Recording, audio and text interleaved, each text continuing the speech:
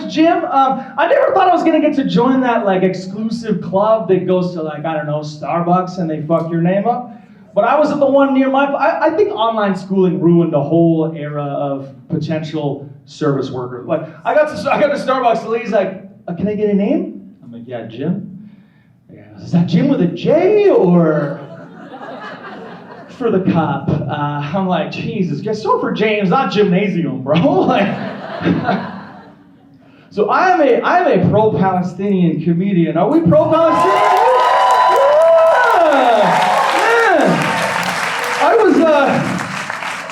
I was looking out of the crowd here and I was thinking like, man, this is like 5 times what Netanyahu had at the UN, bro. Right? Yeah, look at me. But thank God the Canadian delegation still stayed, because fuck, if you guys left, that would have been bad. I'll get the pulse of the room a little bit. This joke got me in a little trouble online. It got me temporarily banned from TikTok until 2034. Yeah, it's fine. What does a Canadian stand-up comedian have in common with the Israeli government? Whenever you hear about us, we're usually bombing on stolen land.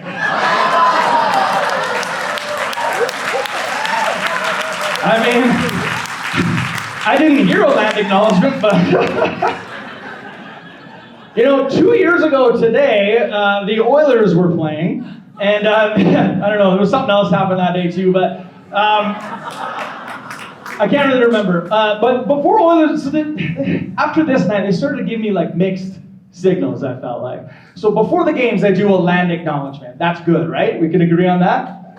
Yeah, but last year, or two years ago today, they were also like, we stand with Israel, and I was like, I don't know, Daryl, do we? Because it's like, what are they saying there? They're like, hey, colonization is bad, we should never have done it, we're sorry. But sometimes you gotta colonize a motherfucker, man. Like,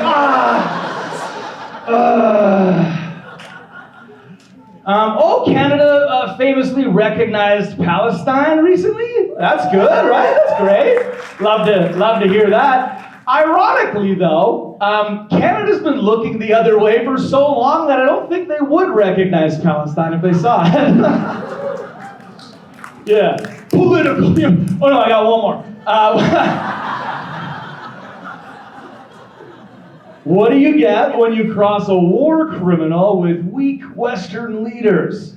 That's right, silence. Yeah, pretty good for a dumbass. Yeah. Hell yeah, dude. But like it's heated these days, right? People are calling each other names and shit. I feel like a lot of the time people don't know the words they're saying a lot. Marxist gets thrown around a lot, right? And I was actually confused by that because I feel like the right calls the left Marxist all the time, but I was like, I don't know. I think Trump's a Marxist. And everyone's like, you're dumb. No way. But it's like, what's the difference between seizing the means of production and grabbing women by the pussy? Like, that's the same... That's the same thing, bro. I don't know.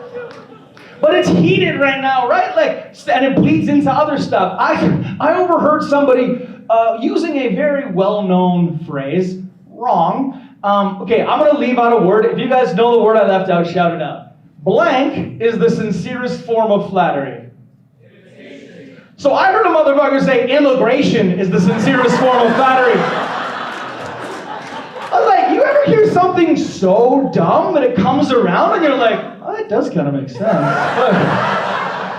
Immigration is the sincerest form of flattery. Like, isn't it though? Like, someone wants your way of life so bad they're gonna risk it all. Like, that's flattering, dude. And that's why I think white people need to reframe the issue as a fucking compliment from foreigners.